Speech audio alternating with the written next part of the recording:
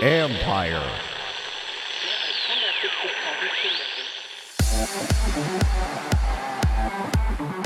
There is a tech boom in NASCAR, and everybody has to be ready for it. Being an engineer is a curse. For every answer you get, it creates 2 additional questions, so your work's never done. But at the same time, I have a common language with the guys to be able to understand what's going on and at least try to describe it to them better, because I'm the only one that gets that seat of the pants feel, and to be able to put it into words for them helps them to understand what I'm feeling and how we can potentially make the race car go faster. That's former Daytona 500 winner Ryan Newman on being on the cutting edge. The fans are next. This is the Future Sport Podcast. I'm Bram Weinstein.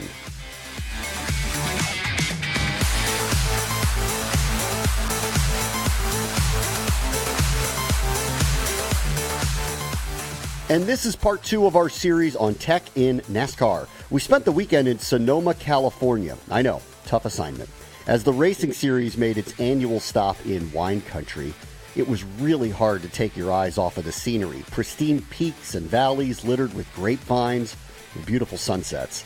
And the track itself is situated in the middle of a valley where, with the right pass, you can watch the racers go by while having a sip of some of the good life. In part 1, we spent the majority of our time in the pits, where it's still eventually Bud or Coors or Miller time. Yeah, we didn't want to miss out on any of NASCAR's plethora of sponsors. And we learned all about the tech going into the vehicles and for the teams, which had a twist. Much of it isn't seen, and the engineers and the sports governing body know this, so they're really weighing the price of modernization and whether it matches return in entertainment value. So let's focus today on how the sport will reach its fans with the things they want, and their options are endless. Here is NASCAR's Vice President of Digital, Tim Clark. A lot of the guys on our competition team come from the team side, so they're former crew chiefs or former engineers, or they've worked with the manufacturers, and I think that dialogue doesn't work if it's not, inclusive of all of those parties. So, our competition guys, team engineers, drivers, representatives from Ford and Toyota and Chevrolet have to be at the same table to have this conversation. Because to your point, I mean, they're all trying to outdo one another, but at the end of the day, it's all part of the greater good. So I think this is an entertainment company, right? It is. We are all in the entertainment. Truth is, NASCAR has always been way more open with sharing access than most other professional sports. And now, with the advent of augmented and virtual reality, the broadcast figures to have even more tools to work with. Here's Steve Stum, an executive who has worked in NASCAR's broadcast productions for nearly 2 decades. Well, I think it's a great opportunity. There's not a lot of sports that can put a fan in the seat of the car.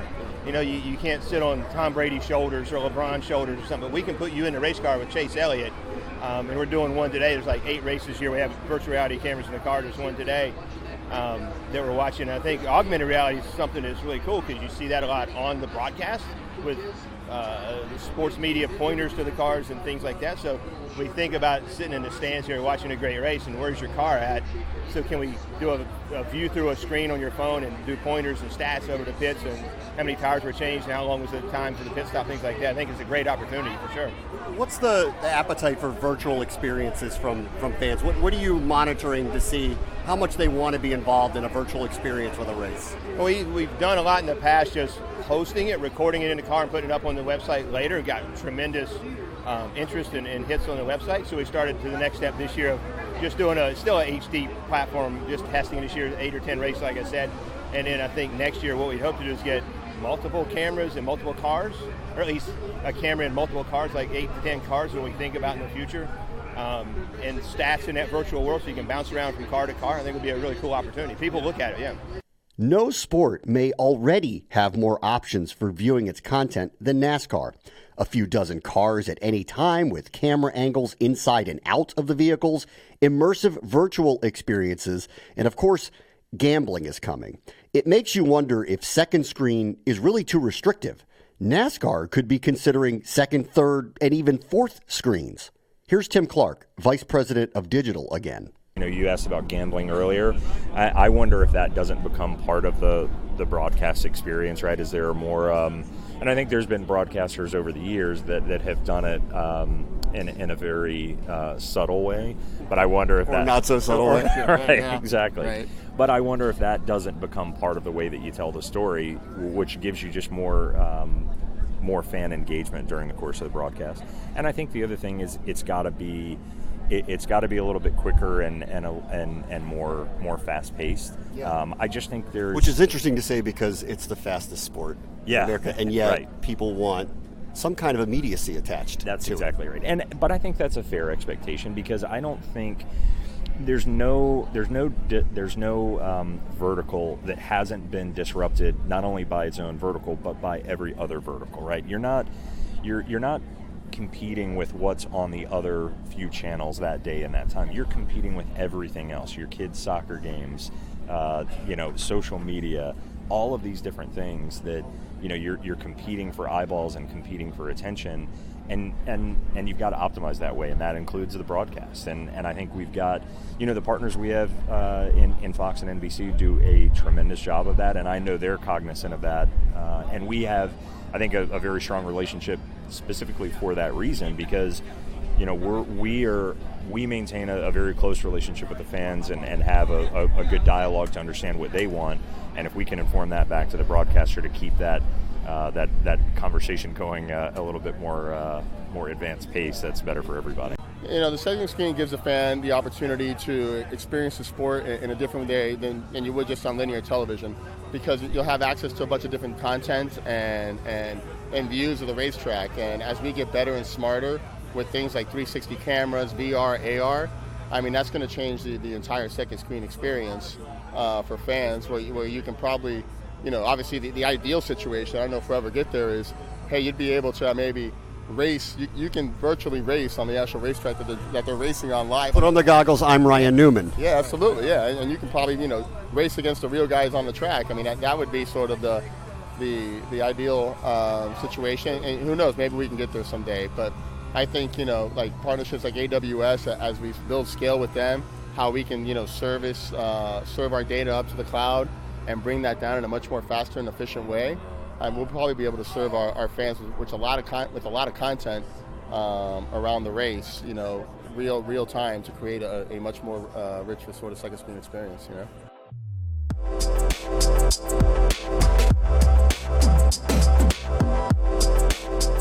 That's Lou Garotti, a senior vice president of partnership marketing. He was part of a recent tech summit in the sport where all of these ideas and issues around the price of innovation were discussed. But here's what is not going to change. The engineers are always going to strive to find a way to gain an edge. David Wilson is the president and GM of Toyota Racing Development. Right, fans want to see race cars, right? Yes. All the stuff that's happening under that hood, they don't know that much about, right? And to be fair, they don't care that much about it. A few years ago, we were considering modernizing the engines. Essentially taking this older architecture and updating it. Relevancy is something that's important to Toyota as well as our colleagues in Ford and Chevrolet. We would ideally like to have technologies that are more similar to the cars and trucks that we sell in the showrooms. But there is a cost to that change. There's always a cost to change. So a few years ago, we said, well, we urged NASCAR to talk to the fan base and ask them what was important to them about what's under the hood. And what came back? They would like to have big, powerful, noisy engines. I think many fans couldn't tell you how many cubic inches are in that engine, right? Or how many valves or valve springs. That is not why they come to the racetrack. So the balancing is, part of the balancing act is, again, as a manufacturer, as an engineering organization, we love the technology. We love to exploit the window of technology, but in the end, we can't get so full of ourselves to think that this is about us, because it's not. This is about the fans. Plus, there are those in the sport providing on-site experiences. Steve Page is the president at Sonoma Raceway. He's been there for more than 2 decades, and he's seen the venue change dramatically. But even he wonders, how much have the fans' tastes change in how they want to connect with the sport? The thing that it takes away is the socialization that a big event has, where people actually interact with each other. And that's, the fear that I have is a lot of this digital stuff and the people on their phones, they're ignoring, they're sitting at dinner and they're both sending text messages to other people. I think socialization is something that we like to encourage and make part of what we do. And the idea of people in headsets living in a virtual world and not interacting with each other is actually something that concerns me a little bit. Caught in the middle of all of this are the competitors themselves. NASCAR, they'll let fans walk down pit road. You can listen to in-race communications, and if you want, you can even get an in-car view. And as Tim Clark and I discussed in Sonoma's Tech Hub, the VIP area that had that amazing view of Napa Valley, the accessibility makes fans and broadcasters actually uneasy. They need their time to get ready, work, and perform, right? Well, NASCAR weighs that and decided that it's going to welcome its fans into the whole thing, like it or not. So we got the opportunity to speak with one of the top-tier drivers on the circuit, Ryan Newman, and his crew chief, Scott Graves, about all of it, tech, fans, and what the future looks like to them.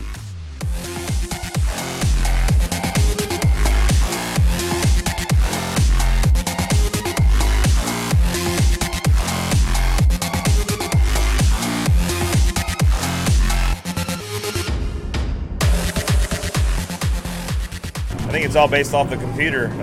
Since we started getting more and more computers and figuring out how to use them to apply them to the race car and the racetracks and every part of what we do, it's taken us away from the racetrack and put us at the computer desk more often than not. So working with simulators, working with simulation, trying to figure out how to make more downforce and things like that is all computer based. And we used a lot of old school techniques before we had computers. And now we apply those old school techniques to what we can learn from the computers and try to make the race cars go faster. So the modern driver is what now? Modern driver is still a modern driver. There's just only a few of us that actually understand the technical part of it. A lot of guys, make a good living off of not understanding or having a clue about it, but it's fine. But, I've always taken the approach of understanding it or trying to understand it more so I can give better feedback to my team to make the race car go faster. What have you seen? What have been the biggest changes for you as you've watched the sport evolve? A lot of what he talked about. I know, when I first got into it, simulation was very basic. It was Excel spreadsheets and things like that we worked with. And then as it's advanced, it's full-blown programs that you can't go to the track without it now. You go and then you're basing your whole weekend, your practice plan, everything on what simulation has. And you still try to apply some of the knowledge from some of the old school knowledge from the past. What basic things do, but and you kind of correlate to that to the simulation. But you can use sim to kind of develop new areas and new thoughts and drive down new paths and test things out as well. So it's definitely advanced quite a bit that way. And then the wind tunnel side of it has become huge. The aerodynamics is a really big part of it now. Yeah. So it really advanced a lot in those areas. We've talked to a lot of people. It's interesting. The technology's changing so fast in your sport, and yet what the fans want is just cars going fast and winning. So where's the balance as you see things changing in your sport and what actually matters to what the fans want to see? Well, I think the most important thing is you don't want to see the same thing over and over again. So when you go to a racetrack, you don't want to see the same guy winning. You don't want to see the same kind of race. You want to see something different, some diversity, and the strategy and things the way they play out. Otherwise, you're just watching reruns, and nobody watched Seinfeld for reruns. They watched it to see what was new the next coming week. So I guess comparing it to that, just realistically using technology, using everything we can to make it different, make it unique, go to different racetracks, do different things. Otherwise, we're just being repetitive. Have there been ways that have been implemented over time to help you personally perform better, whether it be the clothing that you wear or all of the technologies to help you perform as a competitor? I think, there's a lot of technology that's been involved in safety. The safer barriers, the things that we do with the foams inside the race cars. You can look back to the history of padding inside the race cars. It was plumbing padding. It was just, insulation that we put on roll bar tubing. now guys have figured out how to use the right consistency, the right durometer of foam to make it safe for the drivers, and that goes throughout the entire race car, and it's been applied to the racetracks. So, safety has probably been one of the biggest things from my perspective that it's been advantageous to keeping my head without being concussed, and being able to be there each and every week to continue to perform. We know that one of the drivers, the younger drivers, was never really a race car driver. He was doing simulators his whole life. Do you sense that could be the future of the sport, that young drivers would be essentially simulators and that type of, can it go in that direction? You can get there, I think, but you still have to have, there's always a difference between the simulator and real life. So, the simulator might give you some good direction, but I think there's a feel that you have to have, like, to actually be on track. You actually have to feel the car and know what it's doing, and I don't know that you always get that in the simulator. So I think you can get a lot of direction from it, and it helps. And there's a lot of kids, obviously, that are able to come up that way. I don't think it necessarily means, though, that just because you're really good in the simulator and what you can do there, that you're going to be a really good race car driver as well. You have an engineering degree. How has that helped you through the process of being a driver? Being an engineer is a curse. For every answer you get, it creates 2 additional questions, so your work's never done. But at the same time, I have a common language with the guys to be able to understand what's going on and at least try to describe it to them better, because I'm the only one that gets that seat of the pants feel, and to be able to put it into words for them helps them to understand what I'm feeling and how we can potentially make the race car go faster. What's the next big thing in NASCAR? What technology is changing something that fans are going to see down the road? I know, like, we're looking at, and NASCAR is looking at next generations, which they're in the sport trying to kind of limit the costs and expensive things, but it's also going to bring along some new designs and technology. I think the next car is going to have some different suspension parts to it. We'll probably get away from some of the solid rear axle type stuff we run, and be looking at more independent suspension, just kind of getting more current with current cars. There's ideas like that are coming along. I think the simulation side is going to be even more important, when that comes along and what they're doing there. So there's things like that coming along. Yeah. Is there anything in the sport that you're seeing now that you'd like to see implemented quicker into racing? Well, you can always make the cars safer, always. So that's probably one of the biggest things, making the racetrack safer. My biggest pet peeve has always been keeping the race cars on the racetrack so they don't fly. When we fly a race car, we endanger the fans, which is, to me, more important. They don't have the safety apparatuses around them that the drivers do. So that's my biggest thing, is keeping the race cars on the racetrack. They make a lot of downforce in one direction, but they make a lot of lift when they get spun around. And we don't need to be flying race cars. I'll let you guys go with this. What do fans want from you guys? I know there's accessibility, but there's a different level of connectivity now that is out there with the way that they can connect with you. What are they telling you that they want more of? Well, there's so much diversity in fans. You've got old school fans, you've got new school fans, and I think ultimately you have to perform an entertainment that is good for all of them, because you go to a certain racetrack that maybe a guy watched the 76 Daytona 500 and thought that was the greatest race ever, and we're not going to have that race again, but we need to have something from that race that makes them feel connected, and then we have to connect to the younger generation and different countries and things like that. So that's I think the challenge, is to make a globally broader spectrum of fans out there. And you can't do that each and every week. You can't do that when you go to Loudon. You can't do that when you go to Daytona or Sonoma. Equally, you have to figure out what your strengths and weaknesses are, and that's up to them. I just drive the car.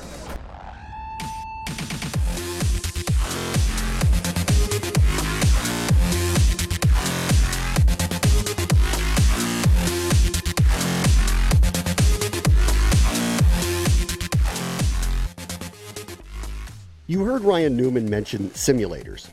Up-and-coming driver William Byron, at the time of this taping, is vying for a spot in the NASCAR playoffs. He's 21 years old, and he didn't race a car until he was 15. His training came in simulators like the iRacing machine that was on display at the race, and I got to try out. Think of those old-school racing games in arcades where you actually sit in the seat and you change gears. Only this thing takes you on an oval or a road course and truly simulates the feel of driving in NASCAR. It is tech forward and it is amazing. Here's Lou Garotti, the Senior Vice President of Partnership Marketing again. Obviously, technology and racing have always been sort of hand in hand, and esports falls right into that space.